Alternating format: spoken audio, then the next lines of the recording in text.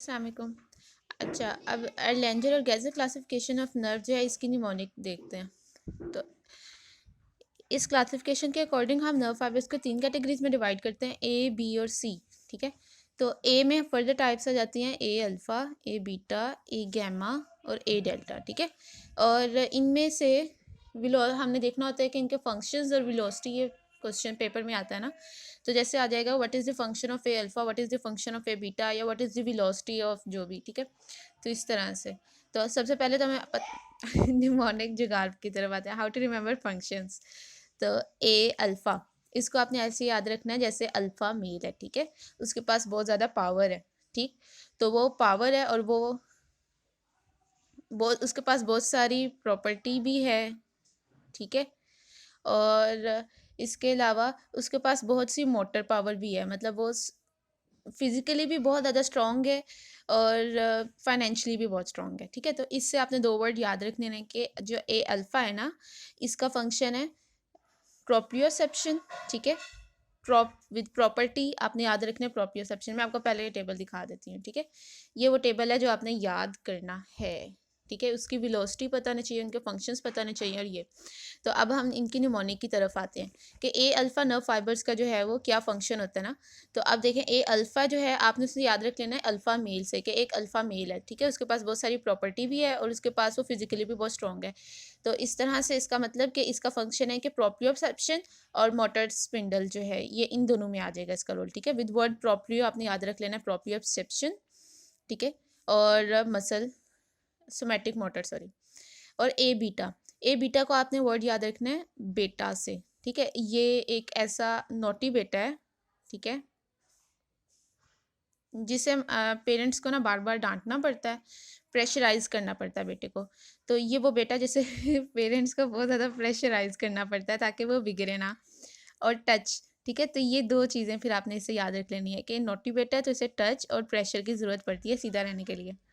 ए gamma जो है ये थोड़ा ऐसा लगता है जैसे गाना है। ठीक है। तो इससे आपने याद रख लेना है कि जो गाना गाते हैं तो उन अपनी बॉडी को मतलब एक स्पेसिफिक एंगल पे लेके जाते हैं और फिर गाते हैं। तो इससे मतलब उनका जो मसल स्पिंडल है ना, उनकी टोन बहुत अच्छी होनी चाहिए ताकि वो ज़्यादा ऑडियंस को जो है ना वो अट्रैक्ट कर सकें अपनी तरफ। तो इससे आपने याद रख लेना है कि ए गैमा जो है इसका फंक्शन है मोटर देता है, ये मसल स्पिंडल को ना देता है। ठीक है। ओके। ए डेल्टा, ये इसी निमोनिक से आपने याद रखना है, ए गैमा वाली से। ए गैमा जो है ये मतलब वो बंदा गाना गा रहा था और वो बहुत मगन था और उससे कोई फ़र्क नहीं पड़ता था कि बाहर वेदर कैसा है। और कोई उसे आके अगर मार भी देगा ना तो वो इतना पिंच भी करेगा ना, तो वो इतना मगन है कि वो अपना सिंगिंग करता रहेगा। तो इसमें ए डेल्टा का जो फंक्शन है ना, वो है कि उसे कोई फ़र्क नहीं पड़ता कि उसे पेन हो रहा है, कोल्ड हो गई है या टेम्परेचर बढ़ गया है। ठीक है। बाहर कैसा वेदर उसे कोई फ़र्क नहीं पड़ रहा, वो बहुत मगन है। सो ए डेल्टा का फंक्शन पेन, कोल्ड और टेम्परेचर सेंसेशंस में होता है। बी टाइप फाइबर जो है ना, B, A B C, B पहले आता है फिर सी आता है। तो इसमें आपने लिखना है प्री, ये प्री है। मेरी राइटिंग कैसी है, ये प्री है। और सी जो है ये पोस्ट है। ठीक है। ये बाद में आता है। तो बी आगे आपने लिख देना गैंग्लियोनिक नर्व फाइबर्स। ठीक है। और ये भी गैंग्लियोनिक नर्व फाइबर, गैंग्लियोनिक में आना था। ठीक है। तो बी टाइप जो है इसका फंक्शन होता है प्री गैंग्लियोनिक नर्व फाइबर्स में, और सी टाइप जो है इसका फंक्शन होता है पोस्ट गैंग्लियोनिक नर्व फाइबर्स में। ठीक है। तो ये आपके सारे फंक्शंस जो है ना यहाँ से तैयार हो जाते हैं इस निमोनिक से।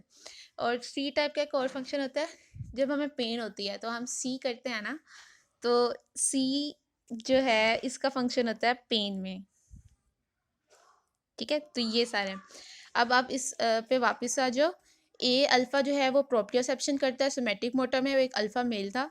ए बीटा जो है वो टच में और प्रेशर में। ए गैमा जो गाना गा रहा था motor to muscle spindle. A delta जिसको परवाह ही नहीं थी बाहर pain, cold temperature, cold touch और ये सब चीज़ें। बी टाइप जो था ये preganglionic autonomic nerve fiber. C type postganglionic autonomic nerve fiber. और सी टाइप में पेन भी था। तो अब हम इसको कैसे करते हैं, सी टाइप के ना आगे बेसिकली दो क्लासिफिकेशन, दो मतलब इसको आप टाइप में डिवाइड कर सकते हैं, एक डोर्सल रूट में और सिंपैथेटिक रूट। जो सिंपैथेटिक रूट है ना, इस जो post ganglionic autonomic nerve fibre जो इसका फंक्शन है ना वो इसका है। और जो पेन है ना वो इस कैटेगरी में आ जाती है, ठीक है। और ये इनकी मीन मीन तो नहीं, मतलब वेलोसिटी जो है ना वो रेंज में होती है।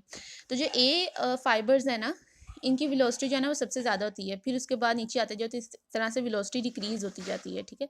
अब आपने इसको कैसे याद रखना है, ये मतलब एवरेज भी होती है और एक मीन भी होती है, मैंने मीन लिखी हुई है और वो मीन याद करते हैं। तो मोर देन, अब देखिए आपने इस तरह से करना है, ए अल्फ़ा पहले आता है ना, तो इसकी क्योंकि आप नीचे जैसे जैसे आओगे वो डिक्रीज होगी, ठीक है, ये चीज़ तो आपको पता है ना।